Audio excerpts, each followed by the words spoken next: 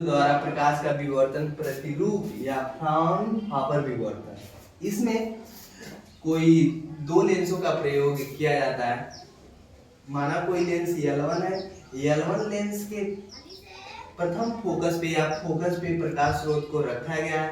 इससे प्रकाश स्रोत से चलने वाली प्रकाश की किरणें अपवर्तन के पश्चात रेखा छिद्र AB से आपतित होते हुए या गुजरते हुए लेंस के दूसरे सिरे पर या लेंस के दूसरे पर आपतित होती हैं और आपतित होने के बाद से इसका बिंदु O अपवर्तन के पश्चात बिंदु O पर जाकर मिलती हैं, जहां पर केंद्रीय उच्चिष्ट का या मुख्य उच्चिष्ट का विवर्तन प्रतिरूप प्राप्त करती हैं तथा कुछ प्रकाश की तरंगे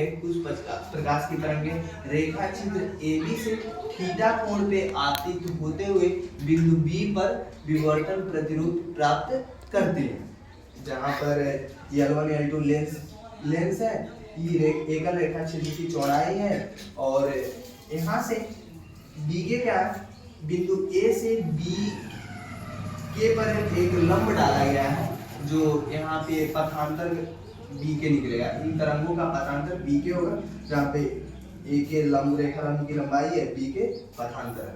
अब देखो यहाँ से अब हमको डेरिवेशन प्रूफ करना है। तरंगों का पथांतर B के बराबर लैम्डा तरंग दैर्घ्य के लिए होता है और निम्निष्ठ के लिए पथांतर होता है B के बराबर प्लस माइनस n लैम्डा, जहाँ पे n बराबर 1 2 3 डॉट डॉट और उच्चिष्ट के लिए पथांतर होता है B के बराबर plus minus 2n plus lambda by 2, जहाँ पे n बराबर 1 2 3 डॉट डॉट और एक संबंध निकाला जाता है समकोणीय त्रिभुज ABK में समकोण त्रिभुज है। साइन थीटा साइन यह थीटा है तो यह 90 माइनस थीटा होगा और यह थीटा हो जाएगा। 90 में से 90 माइनस थीटा घटाएंगे तो थीटा हो जाएगा। अब समकोण त्रिभुज में यह लंब हो जाएगा, यह कर्ण हो जाएगा, यह आधार हो जाएगा।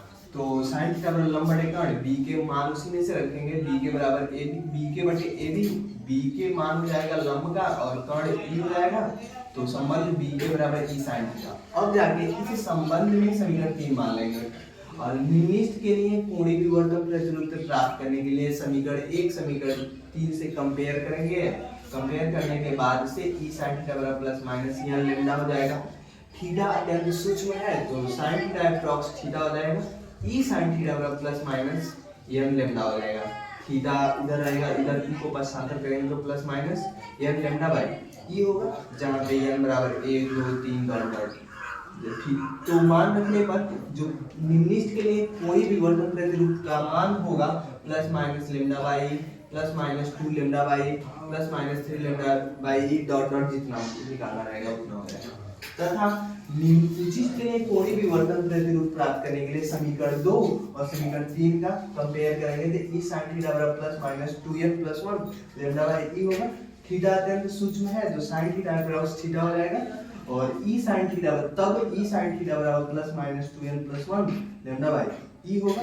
तो थीटा बराबर हो जाएगा plus minus 2n plus 1 lambda by 2E, जहाँ पे n बराबर 1 2 3 रखने पर थीटा का मान आएगा plus minus 1 lambda by 2E plus minus 5 lambda by E plus comma 3 रखने पर और 7 लैम्डा बाई 2E। मान रखने पे 1 2 3 रखने पे इसका यही मान प्राप्त होगा।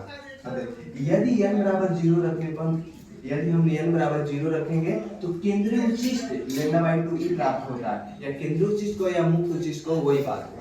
यहाँ पर इन सभी मानों का अरेंज इस फिगर के द्वारा किया गया है और इधर दाएं साइड में जाने पर विवर्तन प्रतिरूप चाहे निम्निष्ठ हो या उच्चिष्ट हो उसका प्लस में और बाएं साइड में जाने पर माइनस में दिया जाता है, चाहे उच्चिष्ट हो या निम्निष्ठ। या फिर ऊपर नीचे लेना चाहते हो ऊपर प्लस में और नीचे माइनस में लिया जाता है बस।